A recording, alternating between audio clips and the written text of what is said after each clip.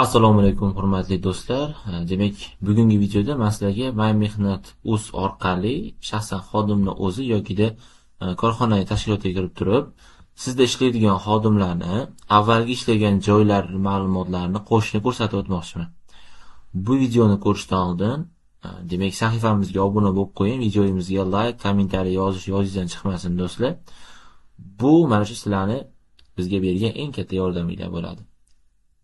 Demak, birinchi navbatda mana kabinetga kirib oldim va bevosita xodimni o'zini bo'limiga kirib olishingiz kerak bo'ladi. Va shundan keyin mana pastroqqa tushganimizda avvalgi ish joylarini qo'shish degan bo'lim bor. Shuni tanlaymiz. Xo'p, mana bu yerda aytyapti. Xobdan boshlab lavozim direktor ekan bu xodimimiz. Boshqa tashkilotdagi mehnat faoliyatini qo'shishni bosaman. Qaysi viloyatda demak ishlagan? Andijon viloyatida ishlagan bo'lsa, hop, viloyat tanlaysiz. Qaysi tumanida ishlagan bo'lsa, tumanni tanlaysiz. Hop, endi tashkilot nomini kiritishingiz kerak yokida stirni o'zini orqali ham kiritsak bo'ladi. Stirni yozganimizda o'zi avtomatik to'ladi mana bu yerda ma'lumotlar. Pastroqqa tushamiz. U yoqda kim bo'lib ishlagan, o'shani yozishimiz kerak bo'ladi. Buni aytyapti bizga hozir. Hop.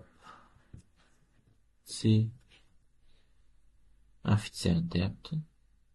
Ofitsiyant chiqdimi? Buyruq bo'limi nomini kiriting.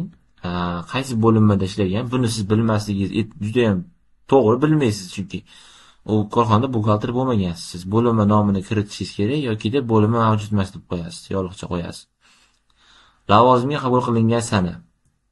Buni ko'rsatib qo'yishimiz kerak bo'ladi. Qaysi sanada o'sha joyda ishlashni boshlagansiz. Xo'p, buyruq sanasini qo'lda o'zgartirib qo'yamiz. Qaysi sanadan buyruqi chiqqanini ko'rsatib qo'yishingiz kerak va buyruq raqamini обязательно yozasiz. Ma'lumotlarni qo'shishni bosib qo'yishingiz kerak bo'ladi do'stlar. Xo'p, mana shu bilan siz ma'lumotlarni qo'shib qo'ygan bo'lasiz va albatta saqlashni bosasiz keyin. Xo'p, agar bu bilan jo'natganingiz bilan bu degani qo'shildi degani emas. Buni o'sha oldingi ishlagan joyingizdagi buxgalter yokida istalgan shaxs mana shu tashkilot kabinetidan kirib turib buni qabul qilishi kerak. Shundagina bu ma'lumotnoma, bu ish joyingiz sizning mehnat stajingizga qo'shilgan bo'ladi. Xo'p, videoga yana bir bor aytaman do'stlar, like bosing, kommentariy yozib qo'ying.